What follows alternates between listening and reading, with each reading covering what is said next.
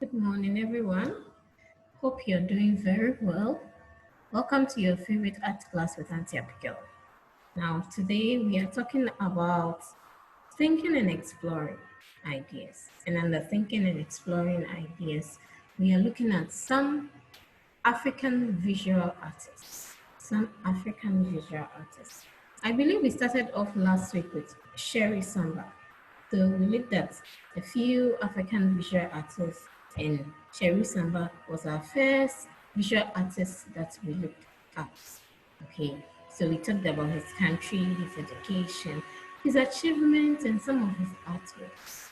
So today we are going to take a look at a second African visual artist. So let's go through our objectives for the day. At the end of today's lesson, each learner will be expected to write a brief history about Inena Okoro. Inena Okoro. We should be able to point out some of her techniques and her materials she uses for her artworks and identify some of her artworks. Also, I'll walk you through the keywords before we continue with history on Inena Okoro. So the first keyword we have is flotsam. Flotsam. Flotsam means floating debris, waste from a shipwreck. Flotsam is floating debris, waste from a shipwreck. So this artist we are going to talk about today, she likes to use debris, so waste that people will just find as nuisance and throw away. She picks those things up to create her artworks. Remember in class 4, we talked a lot about recycling. So this particular artist is also a recycler.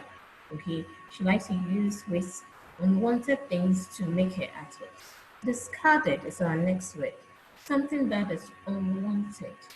Weaving, the art of interlacing yarns to form a cloth.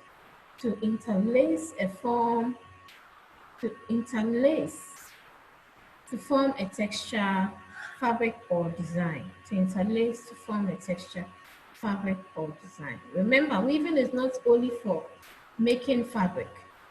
We use this technique to create baskets and many other things. Okay. Then the next word is dyeing. Dyeing. So dyeing is to impart a new or permanent color with a dye. I believe you've seen tie and dye before. Tie and dye material or batik material.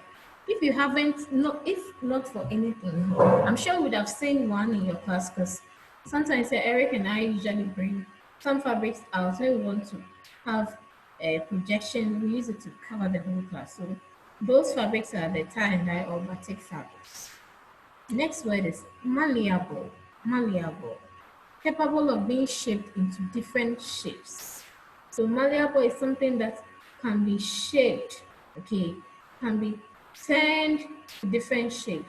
So it can adapt to different shape as the designer wants. So malleable. The next word is installation. Installation. An artwork that has been built purposely to be exhibited in a large space in arrangements specified by an artist. So installations are usually huge, okay, and they are placed in a specific place according to the artist's choice. Okay, installation. Let's move on to the brief history of Inena Okoro. So who is Inena Okoro?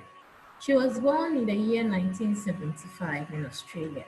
She attended University of Nigeria, Nsukka, where she was taught and influenced by renowned visual artists like Chikwe Onuara, then El Anatri, then Chike Anyako. Pardon my pronunciation, some of them are Nigerian names, I'm not very familiar with them. She relocated to the United States for her Masters of Fine Arts at the University of Iowa. She's currently a professor at the North Park University in Chicago, where she teaches sculpture. She has exhibited her works in over 80 solo and group shows across international venues in the world. So this woman we're talking about has exhibited. People all around the world have had the opportunity to see Inena Okori's artworks. That shows how brilliant she is, okay? To be able to exhibit her artworks all across the world. It means that her artworks mean something to people. The messages she intends to send, people are getting it. So she's able to get the opportunity to exhibit them in more and more countries. In 2012, she received a Fulbright Scholar Award. Inena's artworks are largely inspired by discarded material. Remember I told you this from the beginning. Textures, colors, and forms in her environment. Her aim is usually to portray both the Nigerian culture and the American culture using things in her environment. So Inena, let's remember that she's Nigerian who was born in Australia. So she's had a foreign influence. Now she lives in America. So as an artist, she continuously wants to bring out her Africanness, okay, her Nigerianness. So at every given opportunity, every artwork that she makes, she tries to put in her African roots so that people will see where she's from. People will understand the story she's trying to tell about Africa through her artworks. Now let's look at some of the methods and materials Indiana use.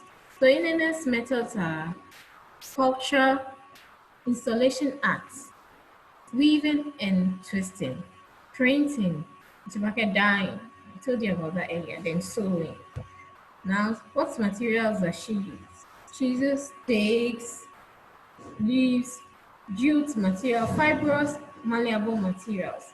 Those are some of the things that she plays around with to bring out her artwork. Now, most of her artworks are labor intensive. It takes a lot of time and energy for her to come up with even one artwork because of the technique she uses. So let's have a look at some of her beautiful artwork. So the first one is circles and cyclones. And the second one is the transfiguration. Then we have the sun shall rise again. Then bright price. Bright price. We have more of her works, but I would like you to go on your own, go and do the research. Find out about more of her works and the interesting titles she gives to her works. Okay. All the titles she has given to her work gives a message to the audience. So find out more about Indian Aquarius works. Now, what are we taking home from today's lesson? Today we learned about one of Africa's outstanding visual artists, Indian Aquarius, who has made Africa proud with the use of discarded and her techniques fail to depict rich Nigerian culture. She also highlights the beautiful use of recyclable material to make artworks. The brief history about Inina Okori encourages us to try our best to excel in all we do. After all, art is the expression of feelings and ideas. So I've told you we are creative minds and we are critical thinkers. Art is just an expression, okay? Something you're feeling inside you want to bring out. Through art, you can easily do that. And we do that through music, drawing, painting, and all the others. So let's take after Amy Nakuru and you express our art, express ourselves through art. Okay. As we are at home this COVID season, try and read more about some African artists whose works have had an impact in their society, their community. Okay. Now, what I want you to do for me is go read about two other African visual artists, their techniques, the materials they use, and the titles of their works. That is all the assignments I want you to do. Now, when you're able to do this, in our next Zoom meeting, which will be next week Tuesday, I believe you'll be able to interact with the rest of us because I'll be asking you questions about the artists you've read about in their artworks. Okay, thank you very much. Have a wonderful day and be good. Bye-bye.